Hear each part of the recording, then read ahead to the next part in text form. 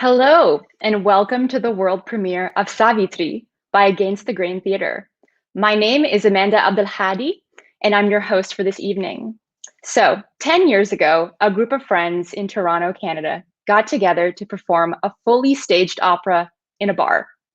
They invited some friends who invited more friends, who told more friends, and word spread that there was this funky indie company introducing audiences to outside the box opera experiences.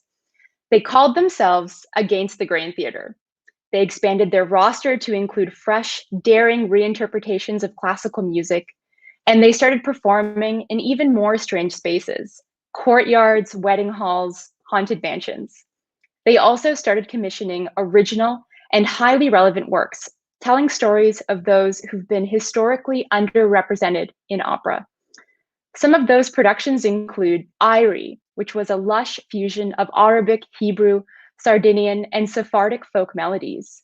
Then came Bound, which used Baroque music to highlight current news stories of citizen displacement and asylum seekers in Canada and the US. And just last December, many of you might remember this, there was Messiah Complex, which shared Indigenous and underrepresented voices in opera with an international audience this time around. It's the same spirit that attracted me, a Palestinian Canadian, to join as a creative member of the company nearly 6 years ago. And it's the spirit that has led to the world premiere of Savitri, a new 40-minute film of the chamber opera by early 20th century British composer Gustav Holst. Now, Holst became infatuated with this legend from an ancient Indian text called the Mahabharata.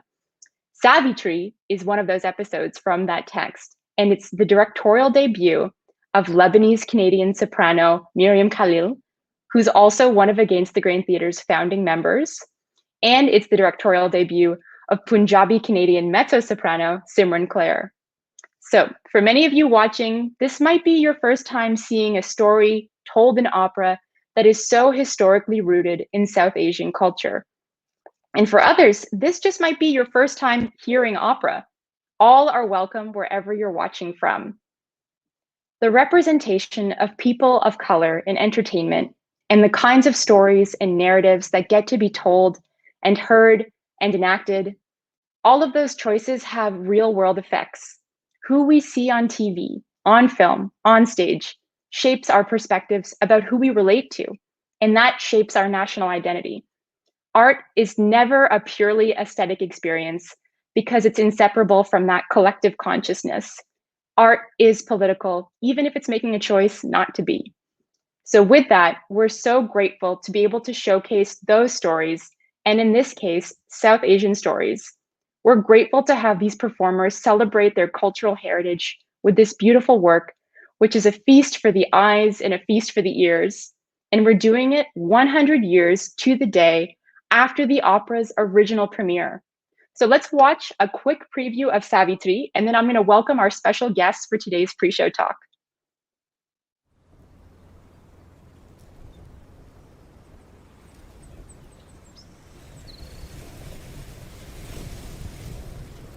My name is Sāvitri. I'm named after the goddess of the sun, who granted me to my parents after 18 years of waiting and praying for a child.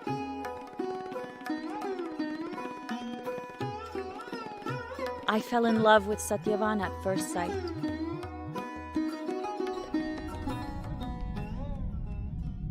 He was fated to die exactly 1 year later. I married him knowing that our days together were few. On that fated day, I braced myself to meet the voice that had haunted my days and dreams for an entire year. I could no longer pray for the strength I knew I needed. I had to draw it from within.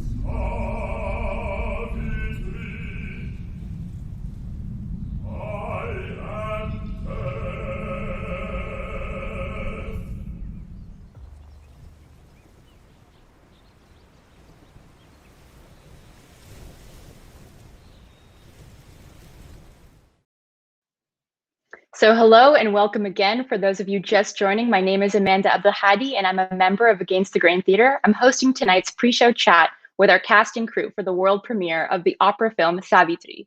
A reminder, if you don't have your link yet to watch the film premiere at 8 p.m., you can do so by going to atgtheatre.com, and you can also sign up to join our newsletter and donate. This is a free opera, but we love your contributions and we love you joining our community. So with that, this is a very momentous premiere because we're not just about to watch a very rare opera on film about a victorious, courageous woman, but we're watching this story told by equally visionary women in the industry. So I'd like to welcome our directors, first of all, of Sāvitri, Lebanese-Canadian soprano Miriam Khalil, who's also one of our founding members, joining us in Toronto. Hi, Miriam. Hi, Amanda. Looks beautiful where you are. Oh, thanks. Next, we have Associate Director, Punjabi Canadian mezzo-soprano, Simran Clare, joining us from Vancouver, BC. Hi. Hello. Thanks for joining. Welcome both. And I'd like to next welcome our conductor of Sāvitri and the resident conductor of the Toronto Symphony Orchestra, Simon Revard, who's joining us from beautiful La Chine on Montreal Island. Bienvenue, Simon. Merci, bonsoir. And introducing our cast, we have Canadian tenor Andrew Haji as Satyavan. Hi, Andrew. Hi, everyone. Also joining us from Toronto is Canadian-Armenian bass baritone Vartan Gabrielin as Yama, the god of death. Hello, Hi. everyone. Hi.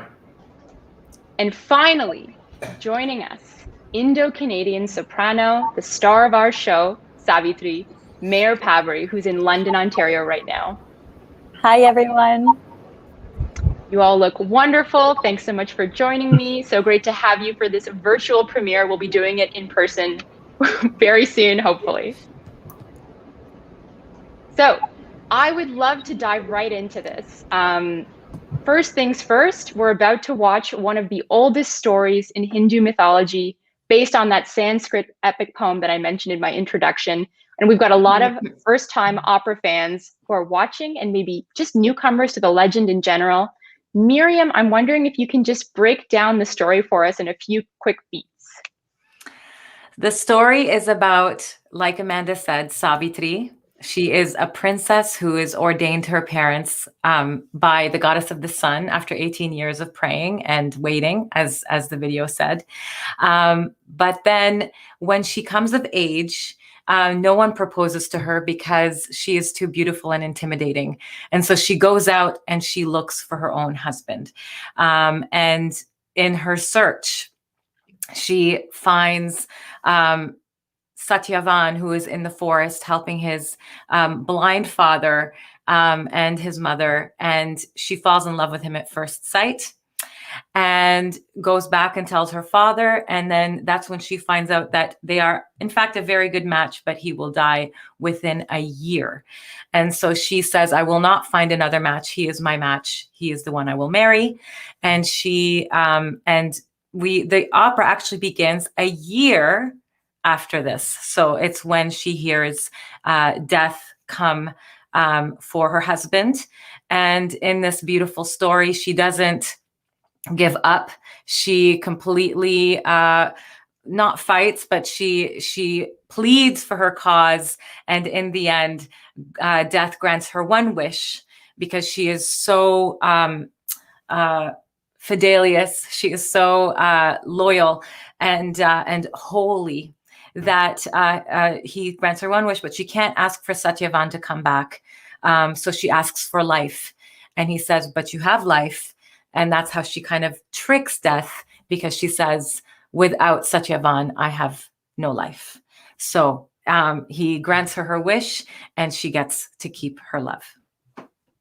Love a story about a very intelligent, courageous woman. So I guess for both of you, what was attractive to you about this particular story, this particular opera? Well, I guess practically, it's a chamber opera. So there are only 3 singers, which is great for the times that we find ourselves in. And it's a small ensemble of musicians as well. In the score, it actually states that Sāvitri is to be performed outdoors which was, of course, attractive to us when picking this story as well. So lots of practical reasons there. I like, yeah, the micro operas are very rare to see. Like chamber operas are also very rarely produced on their own because they're so short. So this medium does give it a chance to live beyond and to be done very creatively, as we'll see later tonight. I want to just go back quickly to the story as Miriam described it, and you kind of led us there. But yeah, it has a beginning and middle and end in terms of the myth, which is there's a princess, a doomed prince that she's trying to rescue, a villain, let's say, and an epilogue. But the opera itself that people are about to watch, it's not beginning with that introduction. It's beginning in the middle of the story. I'm wondering maybe, Simran, if you could even dive a bit more into the order of the text and where we're landing when the film begins.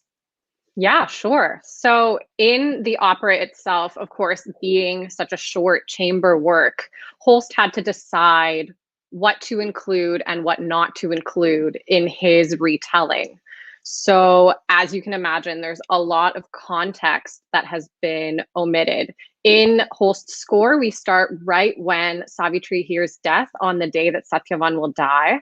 But in the Mahabharata, the tale begins at, I guess, conception of Savitri when she is gifted from the sun god to her childless parents. So there's really like her whole life leading up to that is being omitted by this version.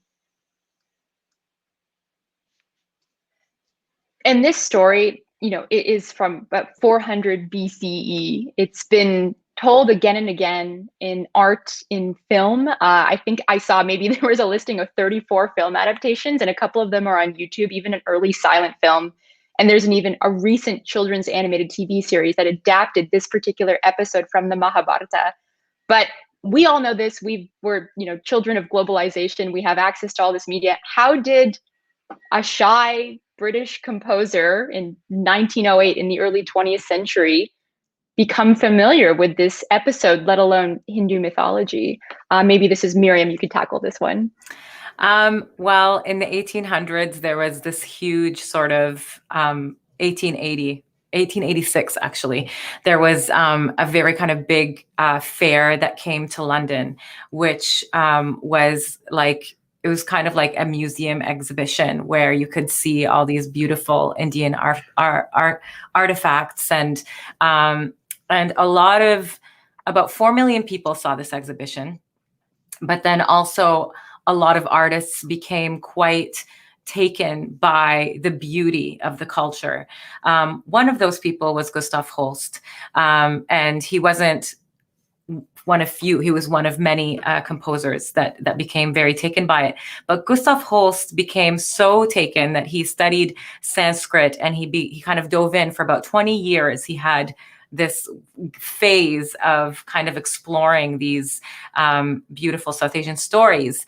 And he was so taken by this specific one that he took it and he wrote his own libretto, as Simran mentioned. And he also then wrote this beautiful, very kind of epic music to this score. I think I've answered it. I think that's a good explanation for how someone living in that time could have come across this. And yeah, the World Exhibition in London, I think, was very, very influential for many artists of that time too. Mm-hmm. But yeah, as far as I know, he's based a couple of other episodes on this particular story too. So if you're a Holst fan, dig into his history and his text. There's a lot of more influential texts that he's composed around this particular episode in Sanskrit mythology. So this is a great setup, though, to talk about what he actually did with the legend, the music, the score, the libretto. For our next question, I'd love to bring on our gentleman from Montreal, Simon, if you'd come back on, because I'd love to ask you, our conductor, a bit about this British colonial, Gustav Holst, who's attracted to the story, but he has a Western audience he wants to present it to. So what does that end up sounding like? What is even our audience going to hear tonight when he takes those Eastern influences? Well, the score in itself is very surprising. This year I had a Holst phase even before I was given that opportunity to conduct the chamber opera. I decided, because of COVID, to take some time and dive into the music of Vaughan Williams and Holst and many of the composers of England of that era. And I hadn't heard Savitri because it was kind of hard to find. And the first time I heard the recording, I was very surprised. It starts with a long, I want to say monologue, but arioso by Death, and it's harmonically very ambiguous, and the music kind of goes in so many directions. It's not ethnomusicologically, let's say, accurate, but I think especially in terms of Indian raga music, but we can hear some influence here and there, especially in the vocal lines. But we can also hear, strangely, an influence of English folk music. If you listen to the first aria, or the first entrance of Satyavan, of the prince, when he enters, it has a very distinct folk music, English folk music atmosphere. But I would say that the most the greatest influence in this piece of music is Wagner. Many of the recits, much of the music is very atmospheric and spiritual, filled with spirituality, very calm for most of it. There are some epic moments, but very calm and mysterious. So you will definitely hear Parsifal, and you will hear a little bit of Tristan und Isolde in there. So it's a very eclectic mix, but I find it very, very seductive. Okay, don't go away, because I want to follow up with what you just said. And to reiterate, that's very fascinating that he's obviously telling an epic Hindu myth, and he's using some Western epic composers to influence some of those sounds. You mentioned your Holst, year of Holst listening. For fans or new fans of this music, what other companion pieces might you recommend that they could also dive into after tonight's premiere? Or what else have you been listening to yourself? Well, I've been believe it or not, I had never heard The Planets in its entirety. I had played Mars as a young musician in a youth orchestra, but I had never listened to the whole piece. But the one piece that really had an effect on me was a symphonic, a tone poem called Egdon Heath. I thought that was wonderful, and some choral pieces based on the Rig Veda, so from that same Sanskrit period of Holst. It's even written in the score that if you want to perform this piece and you need more music to go with it, you could have the choir sing, I think it's the Pilgrim chorus from the Rig Veda, as a companion piece to the opera Sāvitri, which we didn't do this time because we had a lot of music on our hands. But even Holst himself saw that choral piece as a possible companion piece. Okay, that's so fascinating to know. And yeah, thank you for mentioning The Planets, which I think a lot of people listening to might have heard and didn't know he was the composer of that really famous piece of music that's been used in film as well. Or if you were a student growing up in music class, you may have played Mars, for instance, like you mentioned. So thank you so much for that answer. I think I want to bring it back now to our directors and potentially to Meher, because this next question is really about the singing of the score. The three of you, Miriam, Simran, Meher, you're no strangers to performing, the roles of opera heroines. And opera is usually, quite frankly, a very deadly place for women. The heroines in opera are often stabbed, they are strangled, they are shot, they are poisoned, they're killed by consumption, they've been driven to madness, suicide. It's not a fun place to be a woman. And the way that they're typically represented sort of follows this very tragic trajectory. So maybe, Meher, can you explain how Sāvitri really turns that on its head? Yeah, thanks. That's a wonderful, I love the way you phrased that.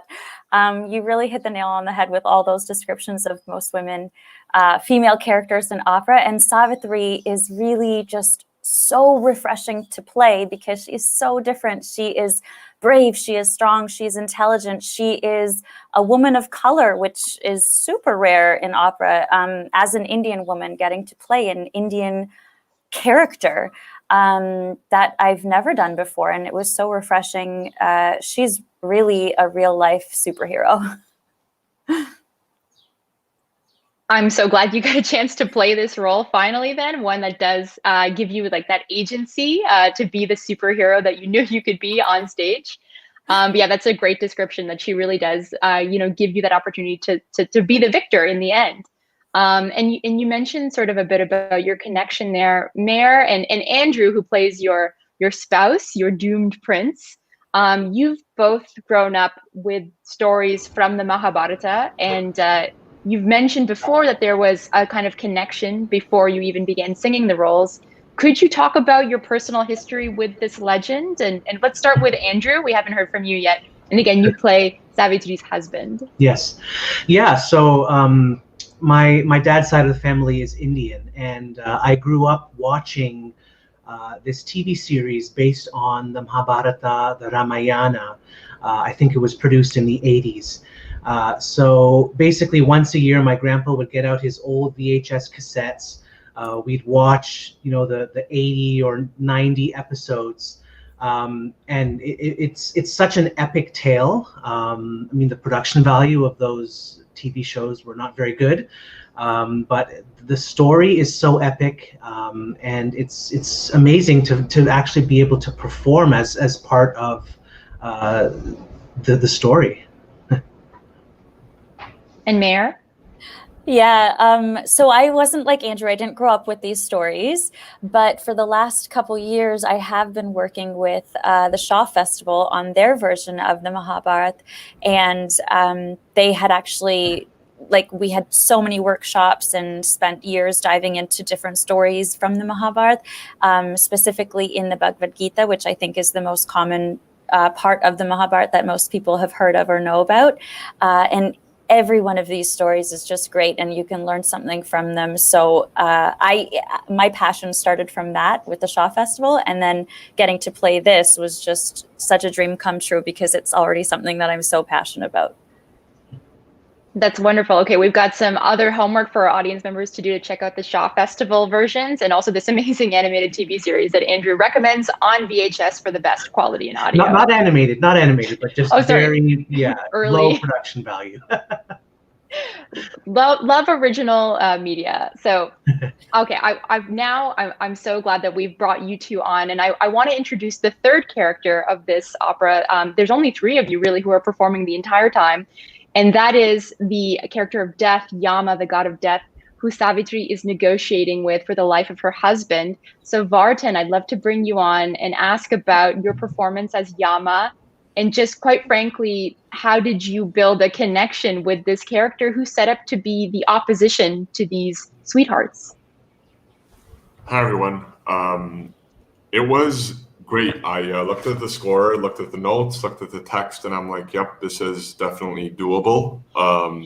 It was definitely current in my life that I had lost a couple of people. I lost my father, I lost my mentor to COVID, and those are two separate people. And it really allowed me, after studying Yama, it allowed me to feel that the more generous and honest I could be with the role of Yama, who is the king of death, but also righteousness, and is one that makes people think of their choices more wisely in their day-to-day life. I felt like my pool to grasp from was extremely recent. So in a way, it was kind of perfect, and it was a way to continue my journey in healing and getting over all of this. Just like a lot of us, I'm sure it's not just me, but all of us have been impacted by these times. So I was very thankful to be singing this role at this time. Well, thank you for sharing that openness with us, that with us, and also, just I hope, like you said, it was part of the healing process, and I'm sure there are a lot of people who are watching tonight who may feel, because of your performance, also a deep connection and empathy.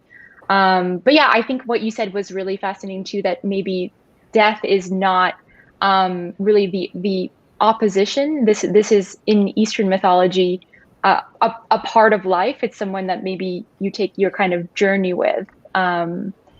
If you would agree, or if you feel like that's how Holst wrote it, or if that's how the Mahabharata and the legend itself is sort of setting up this third character in the opera to be. Definitely, because Yama is not just associated with death. He is a character just like everybody else in the opera and in the story itself. So he does have a much more substance. He has a voice other than just death and judgment. He has human characteristics. In the story, he is a worldly figure. So yeah, when Meher, unfortunately, I don't have any scenes with Andrew, but with Meher, that's kind of what was so, when we started singing it together and in the filming of it, we realized how tangible these characters are, especially for me. Death wasn't just this cold figure, but he was actually falling for her in the story. But unfortunately, he must go back to where he comes from, and not just death.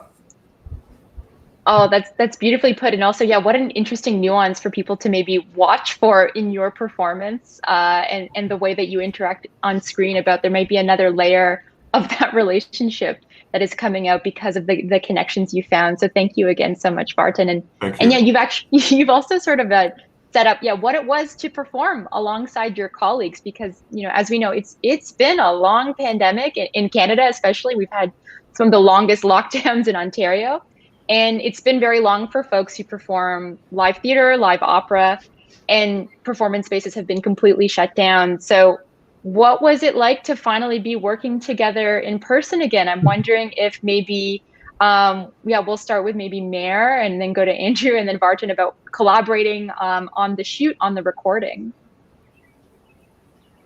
Yeah, it was such a dream. Oh my gosh, the beginning of the pandemic was just so rough on, I'm sure, all of us, every artist, and also I just want to say that my heart goes out to everybody who has been touched by COVID or has lost somebody due to COVID. And just get a chance to be together in person was just such a blessing. The Toronto Symphony Orchestra was phenomenal. I mean, they started playing and I had tears in my eyes because I was like, wow, live music again. It was just such a treat and such a pleasure to work with such incredible musicians. There's nothing more fulfilling than that. Andrew, what was it like for you, either in the recording studio or on shoot? Yeah, so it was an amazing experience, just as Meher said. I mean, when we got together to do the actual filming portion of it, which was in Prince Edward County, it was literally the first time I had touched another human being other than my wife and my 1-year-old son in the past 16 months. So it felt just surreal, just being able to interact with other people. I mean, we did all of the testing and all of the precautions and things like that. When we were recording the audio, we had, plastic in between all of the singers, so that it was as safe as it possibly could be. But yeah, to do the filming and to be able to actually physically interact with another artist was just incredible. So I think I'm going to ask Barton a slightly different question. Feel free to answer that one too. But because, like we mentioned, like you're on a shoot, you're on location, but there's no audience. What were you doing to sort of psych yourself up for each take? How did that shape or change your performance? As a performer and as someone that just loves the intimacy of the hall, before even the audience, us as the stagecraft and as colleagues on stage definitely have that. Throughout our relationships, there is this energy in the air that you can't really explain, and then the audience on top adds on top of that. But with the intimacy of how close we were in proximity, it just did feel as if there were no barriers in between us. It was the feelings, the glances, the looks were just so genuine and just helpful in performing and making the recording. I'm at a loss for words because I don't know how to explain it. It was almost surreal, and we kept saying that, like, how weird is it to be here? But that energy was just so present and vibrant that I don't know how to. Maybe Meher or Andrew can help me. No, I totally agree. And I just feel like I want to say that this is all so fitting with the show, with Savitri as the opera, because my message that I took from this show was that all we really have is this present moment. And I think that each and every one of us really soaked every moment up. And we're just so grateful to be there, because that's what life is about. That's so beautifully put, all of you. That's so moving. And yeah, I cannot wait for us all to be in the same rooms together, hearing the vibration of acoustic sound, those hair-raising moments. I think the film, though, does do that justice. And I think we're going to see the connections you all had shooting, filming, recording, that will 100% translate. But yeah, thank you so much for putting that in those very moving words. I think we were all trying not to get too choked up there, Martin, so thank you again. And this is really lovely, because I think maybe we were talking a lot about the pandemic, how that shaped just the sound and the connection you had as performers. For Miriam and Simran, like, how was it making a film behind the scenes? How was it creating this epic, with COVID-19 restrictions? And does it work? Does this opera actually work with those? So maybe I'll just start with Miriam. This was an amazing experience. I'm frozen, so I don't know if you can still hear me. I'll keep talking till I'm not frozen anymore. Okay, and I think what is amazing about this specific cast is that they had so much chemistry right away. Like, they were really engaged with each other as friends, and we only had 2 days to film the whole thing, so it had to happen fast. And what is incredible about just the way we had to do it is we had to prepare every single shot before. And I'm going to say it, God bless Dylan Toombs, because he could read our language and he devised the shots when we arrived. And, I was staring into this lens, and Simran was on FaceTime for a lot of it. So it was just one of those incredible serendipitous things that come together, because neither of us had done this before, and it was a lot of trust and it was a lot of magic. Yeah, actually, Simran, you were kind of very integral to finding a lot of the partnerships too, but I'm wondering if you can maybe shout out a lot of people that couldn't join today, the folks who made the look and feel of Savitri that translated in this beautiful film. Totally. Ming Wong in costumes. She did an amazing job. So beautiful, as you'll see. We have actually original Hindustani classical music at the beginning and end of our film, which is so exciting. And that came through a collaboration with Small World Music. So we have Shabaz Hussain playing tabla, and we have Arnab Chakrabarti playing sarod. So that's very exciting as well. Who else can I thank? Dylan Toombs, obviously, the director of photography, our hero. Who else? Puya Hamidi, who is the sound engineer. And I would also love to thank Miriam. It's been an absolute delight making my directorial debut with you, figuring it all out.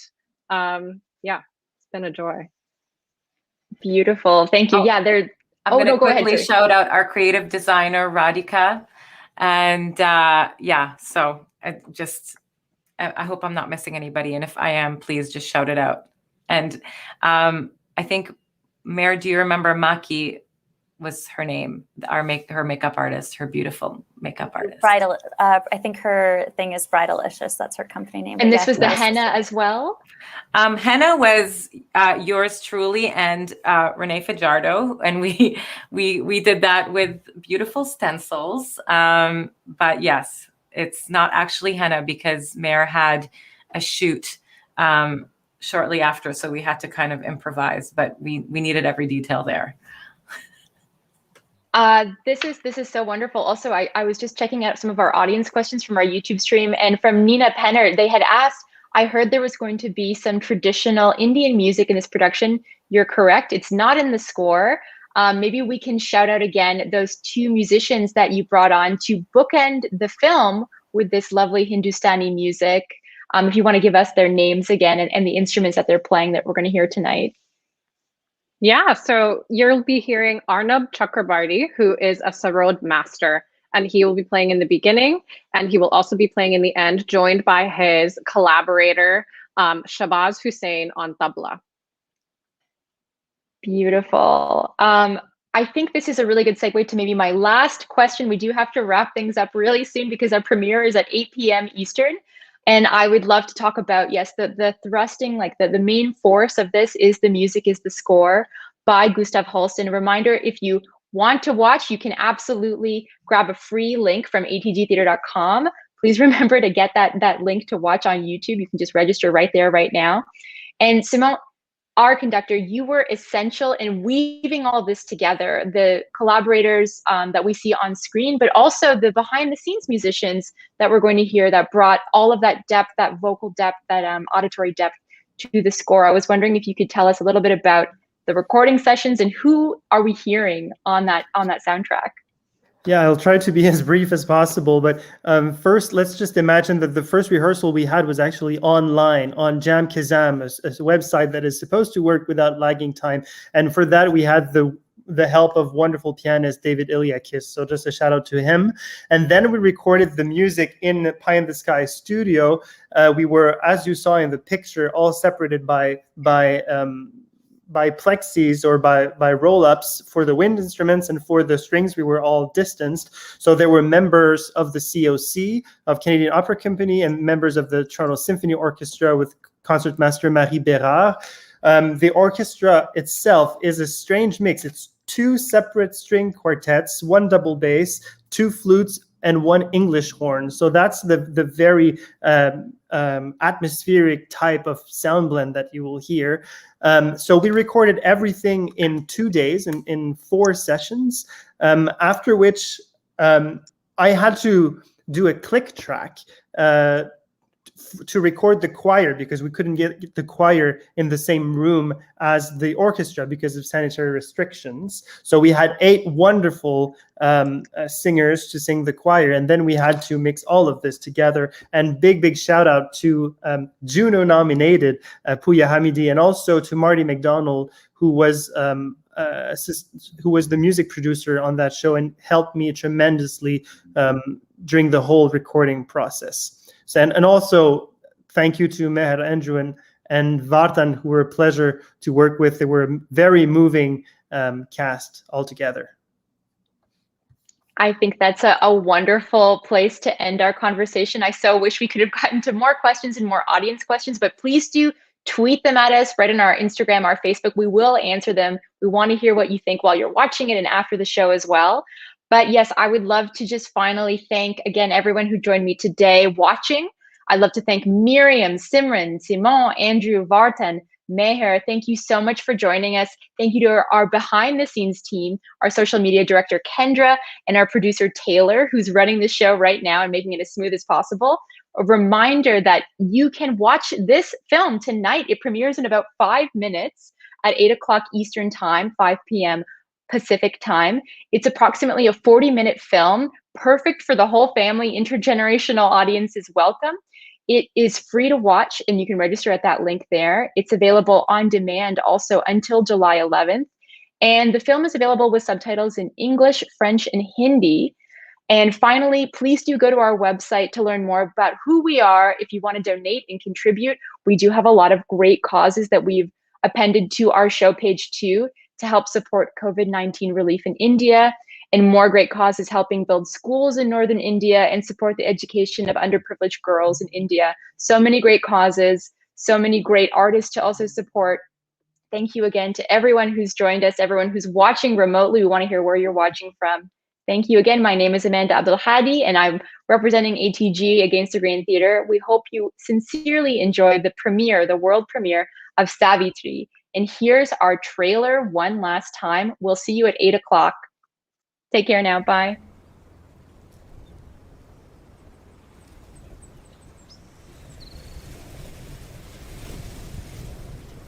My name is Sāvitri. I'm named after the goddess of the sun, who granted me to my parents after 18 years of waiting and praying for a child.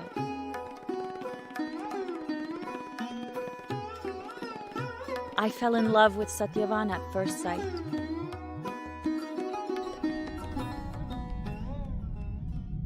He was fated to die exactly 1 year later. I married him knowing that our days together were few. On that fated day, I braced myself to meet the voice that had haunted my days and dreams for an entire year. I could no longer pray for the strength I knew I needed.